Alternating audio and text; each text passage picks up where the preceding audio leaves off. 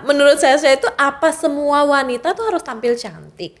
Menurut aku iya sih Kak. Karena seberapa kalian berpenampilan cantik, segitulah kalian menghargai diri kalian gitu intinya. Kalau menurut aku sih Kak. Iya. Jangan ragu untuk mencoba, pokoknya passion kamu apa jalanin aja. Nanti urusan gagal atau suksesnya belakangan. Yang penting harus berani mencoba. Karena aku pun nggak cuma 1-2 bisnis aja loh yang aku jalanin. Dulu sama suami aku pernah jual puding, aku pernah jual macam-macam aku jual Kak. Semua aku jual. Pengusaha tuh harus siap dengan tantangan ya. Betul. Dan jangan takut untuk mencoba. Harus berani, harus punya mindset berani ketika kamu ingin menjadi seorang pengusaha. Jangan takut gagal dulu, kan belum nyoba. Hai guys, makasih ya udah klik video ini. Jangan lupa subscribe channelnya dan tonton video ini sampai habis. Karena banyak banget kisah-kisah inspiratif yang bisa kalian dapetin. Happy watching! Selamat datang di Eti Talks. Pagi ini kita kedatangan salah satu influencer yang juga sebagai pengusaha. Orangnya cantik banget aslinya.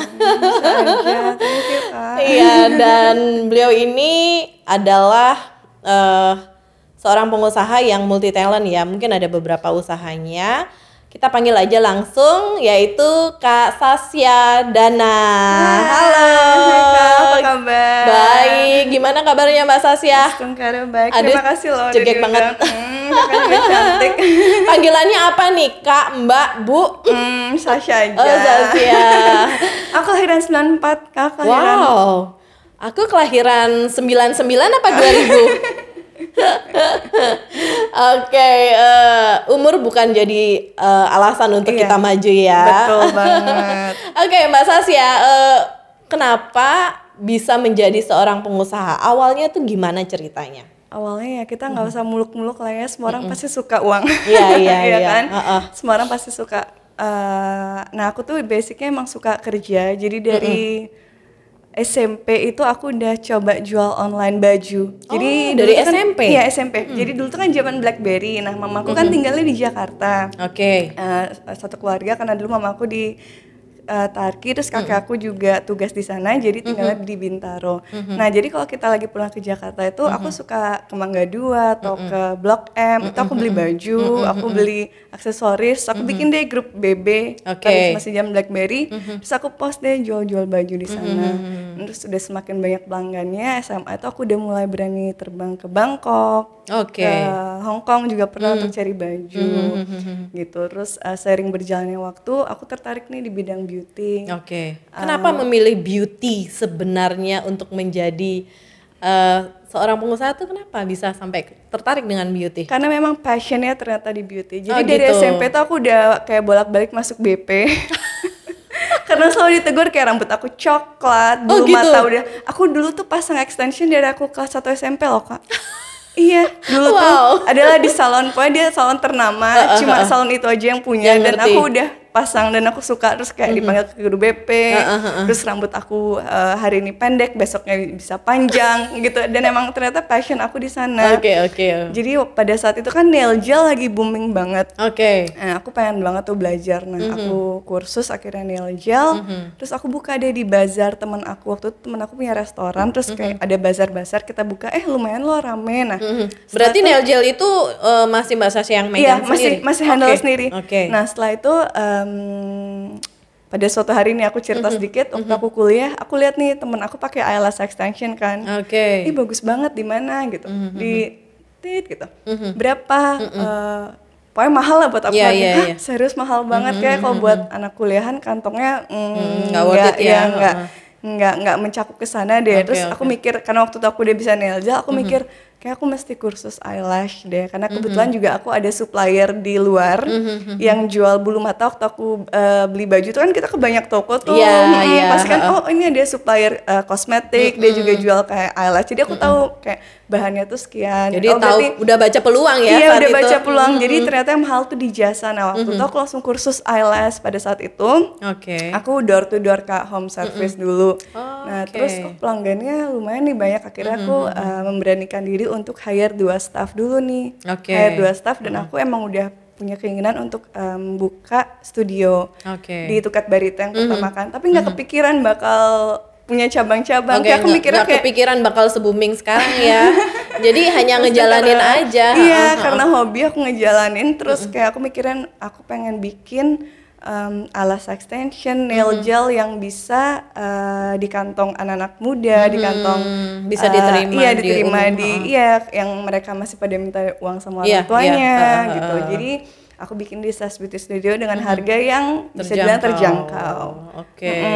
Nah setelah berarti awal karir tuh sebenarnya memang di nail gel dulu ya? Iya, di nail gel dulu, habis terus eyelash, setelah eyelash baru sulam. Nah karena eyelash aku sekarang terapisnya kan udah banyak tuh, makanya aku fokus di sulam aja. Jadi kalau untuk sulam aku aja yang ambil, kalau eyelash sudah terapisnya anak-anak yang ambil sama nail gel. Di zaman sekarang itu kan agak susah ya menentukan, apalagi jasa gitu. Ketika kita punya talent atau kita punya tim yang memang sudah mampu mengerjakan kegiatan yang memang semua orang bisa pahamin, kira-kira ada rasa ragu nggak di situ ketika mengajak beberapa talent untuk gabung bersama? Karena itu kan jasa. Nah di awalnya itu karena pada saat itu umurnya aku baru 22 tahun Kak. Jadi setiap ada yang interview ngelamar aku terima tanpa kayak aku tahu sortir backgroundnya seperti apa, di kayak first impressionnya seperti apa. Tapi dari setelah aku belajar. Jadi ada juga beberapa yang mereka tuh datang cuma ambil ilmu terus mereka keluar. Itu nyakitin banget sih, benar-benar kayak kita udah benar-benar kasih ilmu dari nol, kita berusaha kayak anggap mereka keluarga karena kalau aku sama tim aku tuh benar-benar nganggap mereka kayak keluarga Kak. Nggak aku beda-bedain. Nah dari setelah aku belajar waktu interview misalnya mereka udah keluar, mereka harus tanda tangan kontrak itu yang pertama. Jadi kayak 1 tahun mereka nggak boleh keluar dulu, terus kalau mereka mau resign 1 bulan sebelumnya mereka harus cari pengganti. Saya harus cari pengganti baru mereka boleh keluar seperti itu. Tapi saya sama sekali nggak ada melarang mereka untuk keluar karena kan semua orang ingin maju ya Kak, nggak semua orang kayak pengen stuck di jenjang karir itu kan. Cuma adalah beberapa kayak bad experience yang aku alamin saat awal-awal aku buka dan itu benar-benar nyakitin banget. Dari situlah belajar. Karena menurutku kayak experience is the best teacher sih dari pengalaman tersebut. Betul banget. Nah itu butuh waktu berapa lama sehingga membentuk tim yang solid itu kayak Sasya kan masalahnya kan di bidang jasa ya, nggak segampang itu yang kita bayangkan gitu ya. Kalau hire semua orang mampu gitu, tapi bagaimana kita mempertahankan dan membuat sesuatu tuh lebih berkualitas gitu. Nah bagaimana tuh? Itu sekitar 3 tahunan sih baru bisa kebentuk teamwork yang benar-benar solid karena kita udah paham karakter satu sama lain, gimana cara nanggepin karakter si A, si B, apalagi di dalam satu tim itu semua cewek. Semua itu pasti punya pikiran dan pendapat yang berbeda-beda. Jadi kalau misalnya mereka ribut, berantem itu aku dudukin deh. Itu udah biasa banget. Pokoknya nggak boleh ada berantem, aku udah bilang kayak kita selesai di sini ya, nggak boleh lagi habis ini ada sindir story ini, sindir story itu, karena itu pasti akan terjadi dimanapun Kak, even kita di teman-teman, di keluarga, di pacar, pasti ada aja kan seperti itu. Itu caranya Kak. Keren banget. Nah sekarang udah berapa cabang? Kita ada 3 untuk studio dan 1 home care. Home care tetap jalan ya? Home care tetap jalan. Alasannya kenapa home care itu tetap jalan? Nah sebenarnya alasan pertama itu home care ini baru Kak jalan karena pandemi. Karena pandemi biar gimana mereka tetap bisa berlangsung. Mereka takut banget ke studio kan Kak. Kita juga mengalami kok masa-masa pandemi itu gimana kita bertahan supaya semua tetap solid. Semua tetap dan nggak ada yang dirumahkan. Jadi kita bikin peraturan kayak kita bagi shift kerjanya. Gimana pun pokoknya harus dipertahankan dia tuh anak-anak jangan sampai dirumahkan.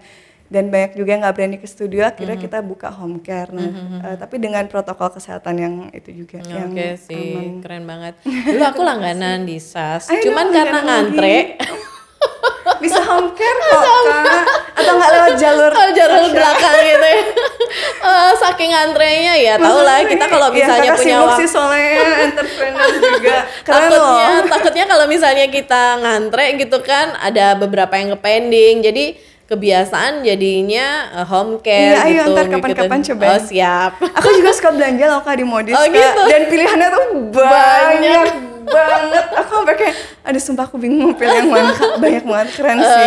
Banyak kan Keren sekarang sih. solusinya lihat dari konten sih, Iya, karena bener. ketika datang terus mereka nggak bisa milih kan, saking bingungnya, jadi mereka lihat dari foto terus ditunjukkan, nanti langsung Iya, ditunjukkan. banyak banget loh, Banyak Kak. banget. Keren. Oke, thank you. Nah, Sasya sendiri di awal itu waktu suka belanja terus dijual lagi gitu, support dari orang tua gimana? Kalau mama kebetulan kan papa udah almarhum, jadi Oke. mama tuh single parent dari aku umur 1 tahun. Jadi mungkin aku terpacu oke, karena oke. ngeliat mama Melihat setiap orang tua. hari kerja. Jadi ya mama support banget. Mama support banget di awal, dia yang ngemodalin kayak beli baju, tapi aku balikin juga, jadi Oke. biar tahu. Gitu. Jadi mama memang minjemin gitu. peran mama tuh penting banget Iya, ya. penting banget pada Sampai saat sekarang. SMP SMA. Cuma sekarang karena udah nikah kan, jadi udah nggak ada. Oh, tidak begitu. Nggak ada support apapun lagi, nggak ada. Justru kayak kadang mah, ayo mas staycation rumah aku yang bayarin, ayo mah gini Karena gitu. waktunya agak terbatas Iya, ya. betul. Oke, apakah saat itu tuh Sasya emang cita-citanya tuh pengen jadi pengusaha atau memang kebetulan aja ngikutin alur yang ada? Nah, sebenarnya tuh aku dulu pengen punya butik, Kak. Oke, Karena kan dulu jual baju, tapi karena passion aku lebih ke beauty, ya udah. Soalnya Tapi kalau nggak cuan jasa kepikiran. lebih. Iya, sebenarnya sih kan balik lagi kan ke cuan kan. Nggak muluk-muluk kalau kita ya. Betul. Nah, kalau dari Sasya sendiri, pengusaha tuh apa sih pengertian dari Sasya sendiri? Pengusaha itu gimana cara kita memberikan kualitas terbaik untuk customer kita, gimana kita mempertahankan ya kualitas, terus membentuk tim yang solid dan ya mungkin menciptakan sesuatu yang baru dan mengikuti tren-tren yang ada. Soalnya kan dari tahun ke tahun itu kan pasti ada aja yang berubah. Kita terus harus ikutin itu. Kalau nggak gitu kita akan ketinggalan. Iya, kan, berarti ya kan? kita harus terus adaptif. Kakak juga gitu kan. Siapapun yang saya tanyakan, siapapun teman podcast yang saya ajak sharing itu selalu berbicara tentang adaptif. Jadi sekarang pun bagi kalian yang masih berbahan, kaum rebahan, ayo bangun. Iya, betul Mari banget. kita ikutin tren, mari kita menyesuaikan diri dengan apa yang terjadi sekarang dan kedepannya. Iya betul. Jangan rebahan terus ngeluh. Sukanya ada konten-konten yang isinya akan indah pada waktunya, tapi Iya, kerjanya tidur gimana dong? Iya benar betul banget Kak. Tapi sekarang anak muda sekarang keren-keren. Iya, loh, Kak. gila Tadi banget. kita sempat bahas di luar kan. Betul, keren banget. Anak Keren-keren. muda tuh mereka tuh benar-benar sekarang menunjukin jati dirinya. Iya. Bahkan kalau memang kita keluar dan sharing atau vetting ke orang, jangan salah, seumuran kita tuh bisa kalah jauh loh. Dan mereka tuh sekarang nggak gengsi loh Kak. Betul. Dulu mungkin agak lebih kayak malu gitu ya, kayak zamannya show off gitu, zaman aku ya mungkin ya kayak zaman show offan gitu. Dan sekarang itu beda banget. Beda Sekarang mereka banget. nggak gengsi sama sekali buat Iya, kerja, buat betul. turun langsung ke lapangan, itu keren sih. Betul banget. Karena mungkin mereka sudah lihat ya, apalagi sekarang sosial media tuh benar-benar open gitu ya. Iya, betul. Apalagi adanya TikTok. Jadi mereka tuh nggak kayak ngebatasin diri harus Iya. berbuat apa, mereka menunjukkan kreativitasnya. Saya sendiri sebagai seorang pengusaha, apa sih yang disukai di bagian seorang pengusaha? Di bagian seorang pengusaha. Apa ya? Macem-macem sih Kak. Sebenarnya suka karena pengalaman barunya, pengalaman dari customer, pengalaman gimana cara kita menyatukan semua kepala dalam satu tim, bagaimana cara kita berinteraksi, dan sebagai pengusaha juga Harus cuannya bisa, juga kan iya. kita suka Kak. Harus bisa solve the problem Iya, juga. solve problem juga. Itu yang Jadi paling semakin penting. kesini tuh semakin kita tahu bagaimana cara kita menyikapi masalah. Ketika orang yang takut sama problem, jangan Iya. pernah mengaku ingin menjadi pengusaha. Iya betul, karena problem itu Selalu problem is a datang. friend. Iya, kayak selalu datang. Kita mungkin kayak pagi tuh, aduh enaknya hari ini hari Minggu bakalan nggak ada problem, itu nggak mungkin. mungkin Nanti tiba-tiba terjadi. jam 2 jam 1 Ada masalah. Jadi ya semakin kesini kita sebagai pengusaha tuh ya semakin kuat lah mental Iya, ya, itu semakin sih. kuat mental. Bahkan kalau misalnya kita mau liburan quality time aja dengan keluarga, itu jangan merasa bisa santai. Iya, itu tak luput loh Kak dari masalah. Krang admin nelpon kan ini Dapat begini. aja. Padahal kan udah begini. dikasih bagiannya ya. Iya, tapi pasti ada aja. Ntar DM masuk tuh begini. Namanya kita di bidang jasa kan Kak. Iya, Pasti betul. ada aja human errornya, Iya, itu manusiawi betul. banget. Nanti wah DM panjang lebar nih begini. Tapi kita sebisa mungkin ngasih kasih tanggung jawab yang yang sebisa mungkin yang terbaik lah Kak, kayak garansi atau komplimen kalau misalnya mereka nggak puas sama jasa kita. Karena jasa itu 11-12 dengan hospitality. Iya ya. betul, dan kita benar-benar terbuka banget kok. Misalnya ada komplain gitu, kita pasti langsung tanganin saat itu juga pasti. Dan harus berlapang dada orang yang buka jasa tuh, nggak boleh emosian. Iya benar Kak. Kadang tuh kalau misalnya mood aku lagi kayak kurang stabil tuh kan kadang tuh langsung kayak darahnya ke sini. Jadi kalau misalnya untuk kritik, saran atau nggak yang komplain tuh langsung ke suami, karena suami itu bisa lebih kayak Lebih tegar. wise, lebih wise ngadepin. So aku tuh kadang tuh cepet naik darah gitu. Jadi kalau misalnya anak-anak nih, misalnya ini ada problem nih di salon, anak-anak nelpon Damar dulu, Kak lagi sama Kak Sasha nggak? Iya nih kenapa, ya nanti aja deh. Jadi memang sharingnya lebih ke suami ya. Karena mereka tahu banget karakter aku kayak gimana Kak. Tapi kalau misalnya mood aku bagus, ayo kita selesaikan. Tapi kalau mood aku lagi, apalagi mau nyulam tuh kan moodnya harus bagus Kak. Iya betul. Jadi kayak kalau bisa jangan dulu ada masalah sampai selesai. Biasanya sore baru mereka ngasih tahu setelah aku nyulam alis. Oke, tapi dengan shock juga, hah? iya betul Kak. Oke, nah dari tadi kita ngebahas tentang fashion, ngebahas tentang beauty gitu. Menurut Sasha sendiri, definisi cantik tuh apa sih?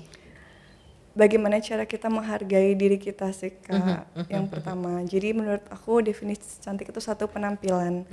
Jadi penampilan tuh buat aku penting, karena seberapa kita menghargai diri kita, sebagaimana kita mendandani diri kita, kita berpenampilan baik, segitulah kita menghargai diri kita. Jadi sesuai dengan penampilan kita kayak gitu. Aku agak nervous. Nggak apa-apa, santai aja. Nah, menurut saya itu apa semua wanita tuh harus tampil cantik? Menurut aku iya sih Kak. Karena seberapa kalian berpenampilan cantik, segitulah kalian menghargai diri kalian gitu intinya. Kalau menurut aku sih Kak. Iya. Jadi first impression itu sangat penting. Jadi kan kayak kesan pertama kita ketemu orang, kayak first impression itu kan penampilan yang dinilai. Jadi itu penting sih menurut aku Kak. Apalagi di zaman sekarang ya, kemanapun dan bagaimanapun tetap orang menilai seseorang tuh dari pertama kali bertemu. Penampilan, apalagi gini, nanti kita story di Instagram, nanti muka kita cantik kan, karena di Instagram kita kan filter kan macem-macem Kak. Nanti kenyataannya begini, ntar dijulitin, ya kan Kak. Jadi kalau bisa penampilan dan cantik tuh harus. Betul. Kalau keluar ya Kak, kalau misalnya di rumah mah yang ngeliat suami atau nggak, biasa aja. Nggak apa, dasteran aja, nggak usah make up. Udah luar dalam juga ya. Betul. Nah, menurut saya sendiri, kecantikan tuh hanya berorientasi kepada wanita aja, atau pria tuh juga harus tampil? Iya, pria juga harus Kak, karena kecantikan itu tidak dari fisik aja kan, hati juga cantik. Oke sih, keren. Nah, kedua-duanya nih kalau di dalam rumah tangga Sasha sendiri, pernah nggak sang suami itu selalu menilai? Karena memang kalau kita lihat Sasha itu melaksanakan sesuatu tuh kayaknya perfect banget gitu ya. Perfeksionis banget Kak. Mungkin karena Virgo ya, katanya Virgo tuh kayak gitu ya, gitu. Jadi kayak berarti baperan dong. Iya, kok tahu sih Kak? Kakak Virgo ya? Enggak juga. Iya, Kak Virgo tuh yang kayak overthinking, terus kayak baperan, cepet ingin melakukan sesuatu dengan penuh tanggung jawab. Iya, terus semua tuh harus tertata, harus well prepared, sampai kayak dijulukin sama teman-teman, bukan Sasha namanya kalau nggak kayak tertata dari A sampai Z. Kayak contohnya misalnya kayak aku ulang tahun, kayak 2 bulan sebelumnya aku bisa nyiapin gitu loh Kak. Berarti memang prepare well iya, gitu. Iya, harus kayak setertata itu Kak. Nah, dari suami sendiri apa sering menganalisa atau memberitahu kamu jangan terlalu bla-bla-bla? Sering juga? Sering, karena dampaknya tuh buat aku tuh jadi kayak misalnya nih besok mau berangkat ke Singapura, flight pagi nih contoh kecilnya, aku tuh sampai nggak bisa tidur karena takut ketinggalan. Iya, takut ketinggalan pesawat. Jadi dia tuh kayak bilang, coba santai sedikit, coba jadi chill sedikit, jadi jangan tegang terus kayak gitu. Itu sih kayak salah satu kekuranganku Kak, kayak overthinking, terus kayak cepet anxiety kepikiran. Gitu. Cuma sekarang sering berjalannya waktu karena sering ketemu orang, sering juga belajar gitu, jadi lebih santai juga nanganin apa-apa, lebih nggak kebawa pikiran gitu. Dulu awal-awal, wah Gawat. Aduh gawat, dapat DM dari customer, Udah dapat shock komplain duluan. atau nggak ada terapis aku yang beginilah yang nakal atau yang gini, udah sampai nggak bisa tidur, sampai nangis, sampai tapi sekarang karena udah 5 tahun berjalan Iya. udah Ya bisa. itulah kekuatan pengusaha diuji. Iya betul Kak. Kalau tidak bisa melewati, jangan katakan diri Iya. pengusaha. Karena semakin tinggi pohon semakin besar angin yang menerjang. Betul, Kak. bagaimana kita bisa berdiri tegak ya. Iya. Oke, Mbak Syasha sendiri bagaimana, boleh cerita nggak tantangan dalam bisnis itu seperti apa, terutama bisnis kecantikan? Tantangan sebenarnya karena kita kerja di bidang jasa itu tantangan terbesar tuh kita harus menjaga kenyamanan dan mood para terapis kita, staff-staff kita, karena hasil akhir itu kan tangan mereka yang menentukan. Jika fail dan Iya, jika ini fail dan apa nggak kan bagus. nama kita yang kena. Jadi sesering mungkin kita briefing yang kita bawa itu nama SAS loh, bukan nama kalian masing-masing. Jadi minta tolong kerjasamanya. Kalau misalnya memang sakit atau memang nggak kuat itu diinfo aja. Kalau saya udah nggak bisa nih ngambil segini, karena hasil akhirnya itu kan yang menentukan, tangan mereka. hasil, betul. Jadi ya kita nggak bisa forsir juga.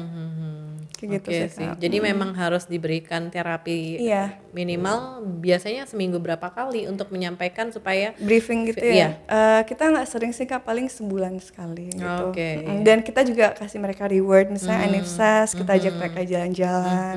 Sebelum pandemi juga ada film bagus kita nonton, yuk kita nonton. Jadi harus ada healingnya dia juga. di-treat juga ya. Terus kalau misalnya mereka belum dapat libur, kayak aku yang bilang, ayo dong kamu liburan nih kemana kayak jalan-jalan shopping gitu, beli baju gitu. Jadi biar nggak kerja terus, supaya nggak mau nge-push mereka, nggak mau kayak bikin mereka under pressure.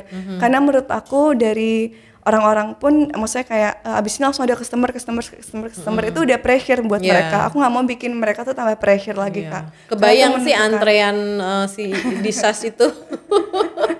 Iya, belum lagi ntar ada yang nggak cocok, ada yang pengennya pertama gini, nanti setelah dipasang Nggak sesuai. pengennya nggak sesuai, itu kan bikin mereka pressure juga. Iya. Komplainan itu sebenarnya salah satu alasan yang buat stres ya. Iya, iya benar, dan membangun juga. Jadi nextnya harus kayak gini, harus kayak gini, harus kayak gini. Kayak Karena gitu. akan mengganggu mentality. Iya, itu benar banget loh Kak. Kakak ngerasain gitu juga nggak? Ngebaca sih. Soalnya kalau udah di jasa itu memang kita harus benar-benar do your best ya. Iya, Benar. even kita udah do our best, itu pasti bakal ada aja. Ada aja, karena kita manusia.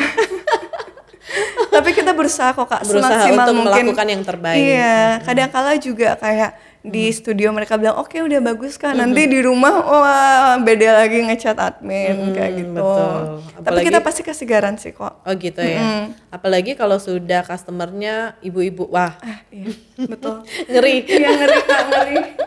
Ngeri apalagi yang nggak pernah, terus kayak nggak ngerti gitu kan. Jadi betul. kita harus kayak ngejelasinnya tuh pelan kayak gitu. Bener, keren sih. Berarti CS-nya nih lebih ke orang yang memang dipilih khusus atau memang masih Sasha yang megang? Untuk apa? CS untuk komplain dari customer. untuk customer itu adminnya. Oke, karena kan admin tidak sama- mudah untuk menjadi seorang yang menerima komplain. Sama nomornya di situ nomor suami. Jadi suami langsung briefing ke grup admin, admin langsung ke mana namanya ke terapis. Oke. Cuma kalau misalnya udah sampai up di story itu baru Sasha yang langsung nge-DM. Oh gitu. Karena kecewa sih kalau misalnya udah sampai up di story itu kan sama aja kayak matiin rezeki orang yang Betul kayak banget. Saya aja sekalipun kecewa sama orang bekerja atau sama teman lawan kita bertransaksi, nggak berani. Iya. Kasian ya, karena mereka untuk ngebangunnya aja susah. Iya, betul, Tiba-tiba diberikan iya, itu tuh benar bikin kayak mental kita langsung down, langsung kena mental gitu kan betul, sekarang betul. bahasa Bahasanya gaulnya. kena mental. Padahal kita open banget Kak, open banget. Tinggal chat admin aja mau apa komplimen atau mau garansi. Iya. Even refund pun kita kadang kasih kok kalau emang kita yang salah. betul banget. Kalau misalnya udah sampai up di story itu benar-benar apalagi pas lagi nyulam nih kan iseng kan megang Buka. HP ada jeda Langsung terus ilfil. langsung mention in your story. Ini apa? Wah, langsung di grup ini kenapa? Makanya nggak bisa. Nggak bisa. Berarti kalau misalnya lagi nyulam matiin aja atau Iya, diganti iya, buat- makanya kalau misalnya lagi nyulam silent udah taruh. Ntar kalau misalnya udah sore udah kayak bener-bener tuh baru buka. Tapi tuh terjadi nggak Nggak paling, sering. berapa kali ya? kali aja kok selama 5 tahun ini Kak. Dan tuh benar-benar bikin mental shock loh. Betul, tapi bikin stres ya. Iya, benar-benar stres. Mereka tuh nggak ngerti gimana cara ngebangun di awal sehingga bisa begitu, terus tiba-tiba cut gitu. Iya, kayak matiin rezeki orang kan. Padahal kita open banget Kak. Iya, betul, DM aku pun nggak apa-apa kok. Pasti aku minta maaf sebelumnya dan aku pasti disiplinkan lagi atau nggak aku briefing lagi terapis yang handle. Kalau memang kita salah. Iya, Tapi kadang ada yang tricky juga loh Kak. Oh betul, itu yang bahaya. Iya, ada yang tricky. Kita juga pernah dapat kasus itu sih, yang memang masalah bukan datang pada ada di kita, tapi mereka memang mau membuat sesuatu yang wow. Iya, biar dapat gratis, biar dapat garansi, kayak gitu Kak. Iya emang, ya kita harus lebih wise aja. Iya, betul. Dan kita sebagai pelaku usaha yang minta maaf aja dulu di awal, betul. kayak gitu. Karena kan. memang boleh dibilang customer itu adalah raja. Betul sekali Kak. Nah, Sasya belakangan ini nih dengar Sasya sedang membangun suatu usaha di bidang F&B. Oh iya. Alasannya apa nih? Padahal kan sebenarnya udah oke tuh. Alasannya apa? Mungkin kelebihan saldo atau Sebenarnya kalau misalnya F&B itu suami aku sih, dia sama Ko Yudis. Boleh sebut nama? Boleh. Biar lebih famous Ko Yudis. Jadi aku tuh di sini cuma marketing doang, kan aku suka marketing Kak. Jadi di sini peranku cuma di Instagram aja. Jadi tuh full manajemen tuh ya kalau dia sama suami aku. Ada gitu. Transport juga kan. Itu aku cuma marketing aja. Terus kalau misalnya dia nanya, ntar admin hubungi ya. Jadi kayak di dalamnya, aduh sorry, seluk-beluknya tuh aku nggak ikut-ikutan manajemen. Aku cuma full marketing di Instagram aja. Karena aku suka. Nah, yang kedua aku juga passion aku di marketing juga Kak. Aku suka banget marketing. Keren nih, kalau marketing apapun dibuka pasti jalan. Iya, karena suka. Sekarang tinggal maintenance di dalam tim manajemen aja ya. Dan bertahan. Nah, itu yang berat sebenarnya. Maintenance apalagi tim manajemen yang baru itu nggak gampang sama sekali loh Kak. Betul. Nah, alasannya apa nih? Memang suami di bidang F&B atau seperti apa? Kenapa sekarang malah berkiprah di dunia F&B sendiri? Dia suka sih. Dia suka. Kayak dia awalnya dia emang suka ngopi, suka nongkrong. Jadi dia bikin keputusan untuk ya udah ayo. Berangkat dari happy ya. Iya, sama kayak aku kan berangkat dari aku suka pakai bulu mata, dari SMP suka warnain rambut, jadinya aku buka juga. Jadi sesuai sama passion. Nah, ketika Sasya berada di dalam dunia marketing, bisa nggak dikonek-konekin antara F&B dan kecantikan? Kayaknya enggak deh. Beda. Jadi memang istilahnya dia berdiri sendiri. Iya, gitu marketnya juga beda banget. Marketnya juga beda banget. Kalau F&B kan lebih kayak anak-anak nongkrong yang suka. Kita kan lebih ke bar. Jadi anak-anak nongkrong yang masih muda-muda, yang kaum milenial gitu kan. Mereka lebih ke salty. Nah, kalau kita kan lebih ke cewek-cewek yang 1 jam treatment ya udah selesai. Sedangkan mereka kalau nongkrong kan bisa berjam-jam tuh sama teman-temannya. Jadi beda sih Kak. Beda ya. Jadi beda market. Ya, beda market dan pola pikirnya mereka berbeda. Yang satu memang punya menghitung waktu adalah sangat penting. Yang satu memang suka spend waktu. Iya gitu. Betul. Makanya untuk yang di Salty ini lebih ke anak-anak muda. Makanya. Terus kalau yang di SAS nih kadang yang kerja-kerja jadi di PNS atau yang di sangat bank bisa menghargai waktu ya. Jadi mereka datang, Kak aku cuma ada waktu sekian nih di jam istirahat aku bisa datang gitu. Beda banget sih Kak. Beda banget. Nah, menurut Sasya sendiri tips untuk memulai bisnis tuh seperti apa sih? Jangan ragu untuk mencoba, pokoknya passion kamu apa jalanin aja.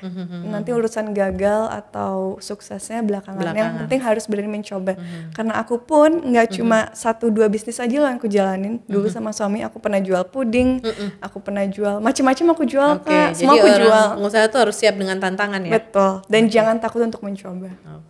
Harus berani, harus punya mindset berani ketika kamu ingin menjadi seorang pengusaha. Jangan takut gagal dulu, kan belum nyoba. Nah, Mbak Sasya, kalau misalnya disuruh milih nih, ketika nanti F&B-nya rame, full, terus ternyata di SAS itu tetap juga sesuai dengan yang sekarang, lebih rame atau mungkin lebih boom lagi gitu. Tapi kalau disuruh pilih mau yang mana? Karena di sini memang dari awal SAS udah kayak aku udah tahu seluk-beluknya, terus membangun dari awal, terus berkembang sama tim-tim aku yang udah aku anggap kayak saudara ya. Aku pilih SAS sih Kak. Gitu. Karena F&B kan udah suami tuh. Tapi tetap jalur satu kantong Iya, ya. Ibu-ibu mah gitu. Iya. Nah, Sasya punya putra satu Iya, ya? satu Kak, umur 6 tahun. 6 tahun ya, wah lagi, ini cowok ya? Iya, cowok. Lagi nggak diem-diemnya ya? Iya, tapi umur 6 tahun udah bisa sih diajak Udah bisa kemana-mana, udah bisa ya. anteng. Oke, gimana sih cara ngatur? Jadi seorang ibu, seorang istri, pengusaha yang memang harus ketemu sama klien, itu ngatur jamnya gimana? Ya time management dari diri sendiri. Jadi aku emang udah ngomong ke admin aku yang khusus handle aku, Rey, saya dari hari Senin sampai Sabtu, saya Sabtu tuh setengah hari ya, karena jam 2 kita butuh me time juga loh Kak. Kita kayak perlu healing juga untuk diri sendiri. Jadi Sabtu tuh hari aku sama teman-teman kadang atau nggak sama keluarga atau ada acara lain gitu. Nah hari Minggu itu benar-benar nggak bisa diganggu. Itu family gitu. day. Even ada klien yang minta hari Minggu nggak bisa.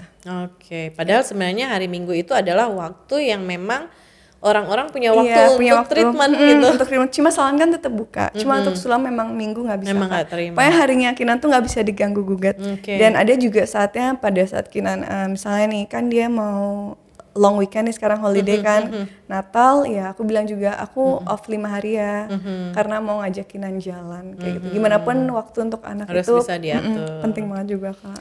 Oke, keren. Nah, menurut Sasha sendiri gimana tanggapan sebagai seorang wanita yang bekerja?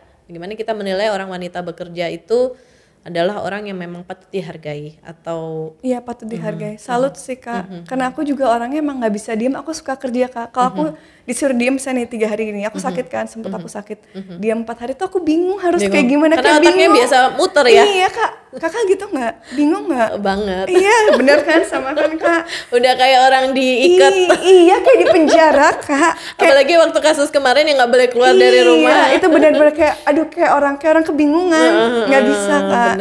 Jadi kalau misalnya aku ngeliat wanita kerja, wah aku salut.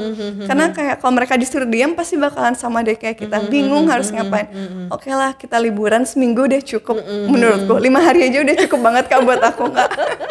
Karena bingung. Karena udah terbiasa dengan aktivitas betul. dan mungkin dari awal itu mindsetnya sudah terprogres untuk bekerja gitu. Ya apalagi dulu SMA aku juga agak ketat kan Kak. Jadi aku belajar dari situ juga. SMA aku tuh ketat banget kayak ulangan tuh bener-bener nggak bisa nyontek. Jadi ulangan tuh kita pisah-pisah dan HP tuh nggak boleh bawa sama sekali Kak. Jadi disiplinnya tuh bener-bener disiplin banget. Mungkin kebawa dari sana ya Kak ya. Jadi kayak disiplinnya jadi kebawa sekarang. Iya. Tapi apakah memang di dalam keluarga Sasha dulu waktu masih muda sudah diterapkan sama mama juga? Nggak juga sih Kak. Mama tuh open minded banget orangnya. Kayak kita 17-18 masih suka dugem Kak. Mama nggak apa-apa. Ya asal jangan yang kayak keluar jalur banget. Ya bisa masih terarah ya. Masih terarah. Open minded banget kok. Cuma memang sekolah itu bener-bener kebetulan pas di sekolahan itu. Jadi kebawa sampai kuliah, kebawa sampai kerja, kebawa. Jadi kayak jam segini harus gini, jam segini harus gini, semua harus tertata. Oke, boleh tahu nanti sekolahnya di mana? boleh di Taman Rama. Oke. Nah, menurut Sasha sendiri, apakah seorang wanita itu harus mandiri secara finansial? Dan alasannya kenapa? Ya harus, karena gimana pun kita harus bisa berdiri di kaki sendiri. Karena nanti kedepannya kita ada masalah, kita ada problem, kita harus solve problem itu sendiri. Jadi siapapun itu, wanita, pria harus bisa berdiri di kaki sendiri. Kita harus punya skill, karena itu penting banget untuk kehidupan kita ke depan, agar kita tidak diinjak-injak sama orang, agar kita lebih dihargain sama orang juga. Kita ngomong realistis aja kan. Iya, betul banget. Nah, penyemangat menjadi seorang womanpreneur nih apa?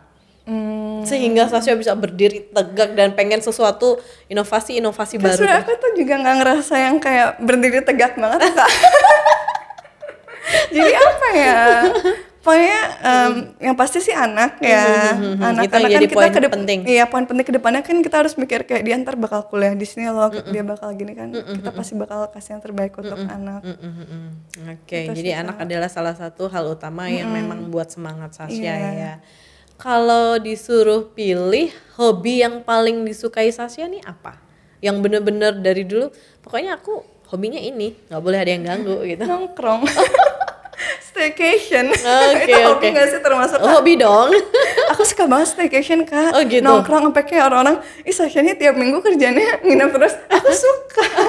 Aku perlu healing yang kayak gitu soalnya. Karena kan kita udah padat banget kan betul. Kak. Dari Senin sampai Jumat, sampai Sabtu bahkan udah padat banget. Jadi kita perlu healing. Dijaga gitu sama beberapa klien. Iya, suka banget. Aku itu kayak harus balance sih Kak menurut aku. Sampai goyang mejanya. Antara kerjaan, jalan-jalan, itu semua harus balance biar nggak stres kita Kak. Betul, karena kan juga berkaitan sama seni ya. Iya, betul. Oke, nah ya itu tadi sudah disampaikan di Instagram tuh kan seneng banget karena memang hobinya Sasha staycation gitu. Target-target kemana lagi nih yang belum diselesaikan sama Sasha? Sebenarnya kemana aja boleh sih, oke. Nggak terlalu milih-milih kayak harus mesti Aku harus kemana enggak gitu. Kak, nggak ada kok. Yang penting sama anak, terus kayak ada tempat shoppingnya, ada theme parknya, hotelnya enak, oke kita berangkat. Oh gitu. Iya, nggak yang kayak mesti aku bulan ini target mesti kesini nih, mesti kesini, enggak. Cuma kalau misalnya goals kayak selanjutnya nih aku pengen membangun sesuatu itu ada. Oke, contohnya boleh clue nggak? Boleh, Biar boleh. teman-teman tahu. Aku pengen punya villa. Pengen punya villa dari hasil keringat berdua. Oke, nah selama ini kalau nggak salah sempat sih ada beberapa tempat yang memang Sasha kunjungi atau mungkin itu salah satunya villa keluarga atau Iya, bagaimana? itu punya mama Kak. Oke. Ya, punya mama. Jadi mama bergerak di bidang hospitality. Cuma memang dari Sasha sendiri nggak mau ngetak-ngetik itu. Oke. Karena mama kan Berarti sendiri tuh. Jadi kayak ya udah buat mama. Kayak ya biar mama aja nikmatin. Gitu. Cuma memang ada keinginan untuk punya. ada rasa bangga lah ya Iya. ketika bisa menciptakan Iya, sendiri. betul. Berarti memang bakat-bakat hospitality itu juga tertular dari mama Iya, ya. dari almarhum papa juga sih banyak yang bilang kayak gitu. Oke. Karena dulu almarhum kan juga bisnis, tapi di bidang garment dulu. Pada zaman itu. Tahun 90-an. Ya tetap kembali ke pelayanan ya. Iya, mungkin nurun. Nah, sebagai seorang selebgram, hal yang paling Sasha merasa diuntungkan apa sih? Sebenarnya Sasha tuh nggak pernah ngerasa Sasha selebgram. Oh gitu, bukan? Serius, kayak kadang tuh malu kayak enggak bukan, aku entrepreneur kok kayak gitu. Sebenarnya hal yang paling diuntungkan adalah karena kebetulan jadinya punya followers yang lumayan lah, belum banyak. Jadi kita Tapi nggak ada sesuatu yang kebetulan loh ya. Oh iya. Disyukuri. Iya, pokoknya bersyukur.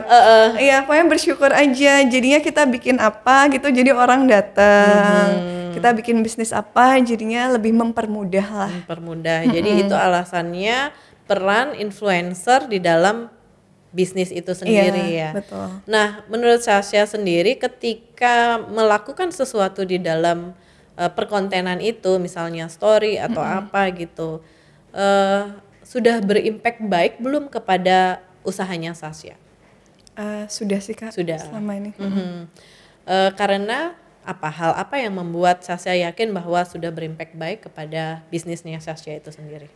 Karena contoh kecil nih, ada beberapa customer yang nanya, ini salonnya Kak Sasha ya kayak gitu. Oh berarti dia taunya dari Instagram aku dong kayak gitu. Itu sih contoh kecilnya. Itu salah satu contoh berarti kecil. nggak percuma kayak dari dulu aku story, aku bikin konten. Tapi sebenarnya kalau misalnya di bidang jasa mungkin kontennya nggak sebanyak di pakaian di produk itu Kak ya. Karena kita kan jasa itu aja bulu mata, nail, jadi nggak terlalu banyak kuantitinya tuh nggak terlalu banyak. Pokoknya kita mempertahankan kualitas itu aja sih. Oke, siap. Oke. Nah, menurut Sasha sendiri peranan penting digital marketing untuk bisnis yang kita jalani itu apa sih? Digital marketingnya yang punya peranan penting di ALS ya. Iya Kak, sangat amat terbantu dengan Instagram. Kebalik malah. Nggak apa Kak. Jadi digital marketing tuh punya peran penting nggak di dalam? Sangat amat, itu dia yang bikin kita bisa wise gitu ya, bisa jadi kayak ke-up namanya karena Instagram. Oke. Belum pernah sih bikin konten di TikTok, susah nggak Kak? Pengen banget. Belum buat? Belum malah pengen ngundang kayak artis TikTok itu buat datang, cuma belum dapat pasarnya siapa ya. Oke. Soalnya belum pernah loh Kak. Iya, jadi aku mau cerita sedikit boleh, sih. Boleh sharing dong.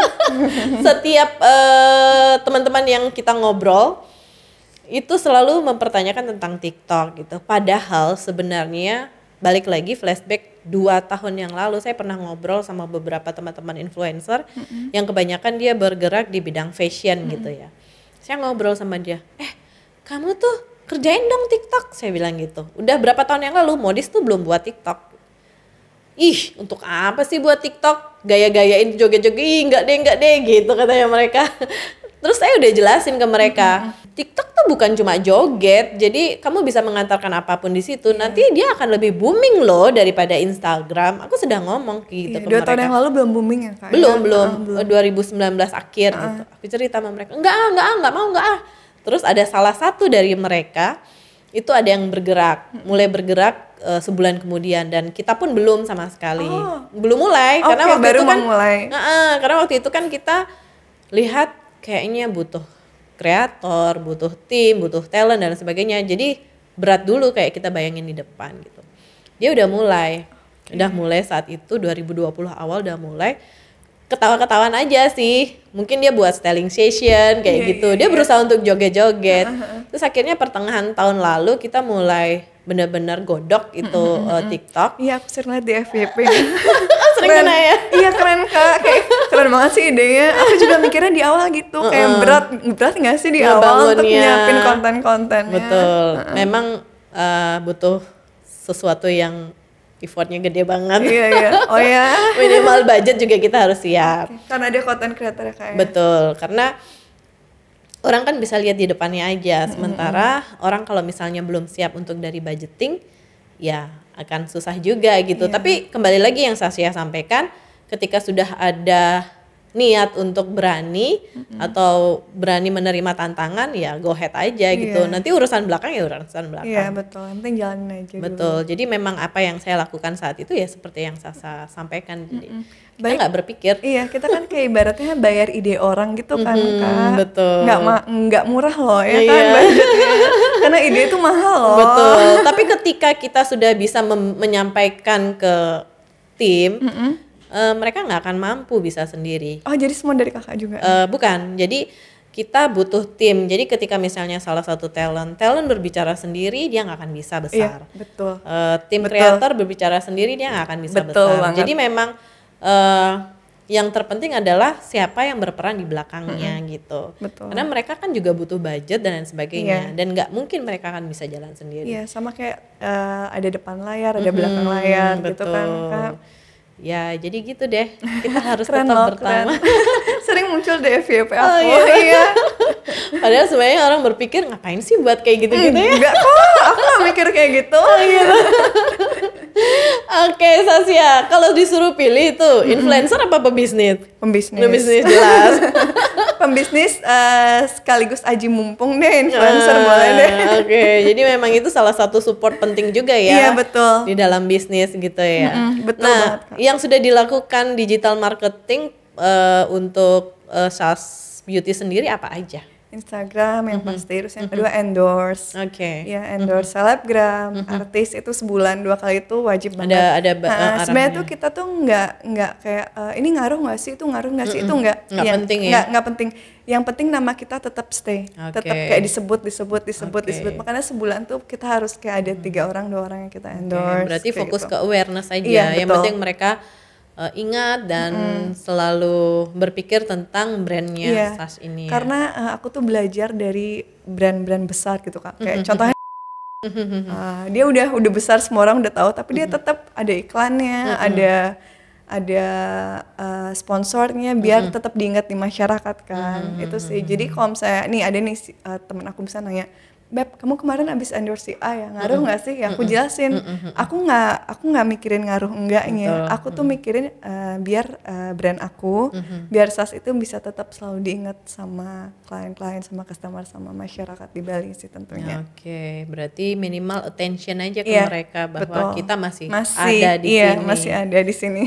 Biar nggak dilupakan. Karena kan ntar sering berjalannya waktu pasti ada lagi yang baru, yang baru kayak gitu Kak. Jadi kita harus tetap adaptif ya dengan kondisi yang ada. Betul. Jadi kita jangan terlena baru kayak yang tadi Kakak bilang kan susah tuh bookingnya misalnya kayak gitu, full book, nggak boleh terlena Kak. Kita harus tetap endorse, harus tetap digital marketing harus tetap itu jalan semuanya. Nggak mau terlena dengan itu Kak. Oke, siap. Jadi walaupun ada angin bergoyang tuh tetap harus gimana cara menguatin akarnya ya. Iya, betul. Menurut Sasya sendiri, apakah semua orang bisa menjadi influencer? Sebenarnya kalau misalnya tergantung dulu mereka influence-nya apa. Kalau influence-nya hanya untuk nyari sensasi itu nggak akan bertahan lama. Betul. Semua orang bisa kok Kak. Semua orang bisa. Bisa. Tergantung bagaimana materi yang dia hantarkan Iya, ya. betul. Oke. Kalau mau kayak cuma sekedar cari sensasi paling bertahannya cuma beberapa bulan kayak gitu kan. Nah, sebenarnya syarat utama yang memang harus dimiliki influencer apakah harus good looking? Enggak sih Kak. Enggak. Punya skill, Itu punya udah bakat. Oke. Nah, rencana Sasha ke depannya nih apa nih? Setelah habis di studio Eyelash, terus habis itu F&B, selain pengen punya villa, itu kan mungkin dream ya. Iya. Bisnis yang memang Sasha rencanakan seperti apa? Sejauh ini belum sih Kak, paling mau ngembangin aja. Banyak sih yang kayak bilang, Sas buka di Jakarta aja, buka di Jogja aja. Cuma nggak tahu kenapa aku cinta banget sama Bali Kak. Oh, gitu. Kayak gimana ya, kayak pengen banget. Cuma waktunya itu loh, kayak waktu untuk diri sendiri aja masih kurang kayak gitu. Mungkin nanti bisa buka cabang kalau misalnya aku udah nggak handle sulam lagi. Cuma aku masih suka handle sulam. Oh gitu, karena memang hobinya ya. Iya, karena emang hobi. Mungkin nanti kalau bisa dilimpahkan ke orang lain, mungkin aku bisa buka lebih ke nasional, mungkin lebih kayak ke Jakarta atau ke Surabaya. Pengen sih, cuma belum bisa ninggalin sulamnya itu. Oke, berarti harus ada yang bisa didelegasikan gitu ya. Iya, dan belum bisa 100% percaya untuk ngasih semua ilmu itu Kak. Betul. Karena ilmu itu mahal. Betul. Takutnya nanti dia cuma bertahan berapa lama, nanti dia keluar. Oke, karena tidak ada yang menjamin. Betul. Oke, Sasha, mungkin pesan Sasha sebagai influencer plus pengusaha, pesannya kepada teman-teman apa nih? Seperti yang tadi Sasha bilang, pokoknya jangan takut untuk mencoba. Apapun yang ada di pikiran kalian jangan ditunda-tunda, kerjain aja dulu. Pokoknya jangan ditunda-tunda. Ya itu aja. Oke. Sukses. Thank you. Jadi guys, pesan dari Kak Sasha adalah ketika kalian ingin melakukan sesuatu jangan pernah menunda-nunda. Karena dengan cara menunda-nunda itu yang akan bisa menghambat semua kegiatan yang kalian jalanin gitu. Gitu ya. Jadi pekerjaannya menunda-nunda itu akan membuat masalah ke depan. Iya, pokoknya apapun misalnya kalian nih pengen buka studio foto, langsung aja dikerjain apa aja tuh itinerary-nya harus dicari, harus langsung dikerjain saat itu juga. Aku tuh paling anti nunda-nunda sesuatu. Oh gitu ya, karena itu bisa Kak. Mungkin ini tipe orang berbeda-beda ya. Tipe orang jadi berbeda-beda. Sasha itu lebih suka sesuatu pekerjaan yang langsung dikerjakan gitu. Nah pada saat kemarin buat usaha itu memang sudah sama suami atau berdiri sendiri dulu? Sudah sama suami. Cuma kita kan beda. Kalau suami kan dia ada rental. Pertama suami rental motor, tapi kita sama-sama support sih. Rental motor aku yang marketingin. Nah terus untuk di SAS itu karena aku juga sibuk sulam, jadi suami juga merangkap di HRD, di Human Resource Development. Jadi untuk urusin karyawan, cuti segala macam, terus inventory, stok juga. Jadi ya kita sama-sama. Oke, iya.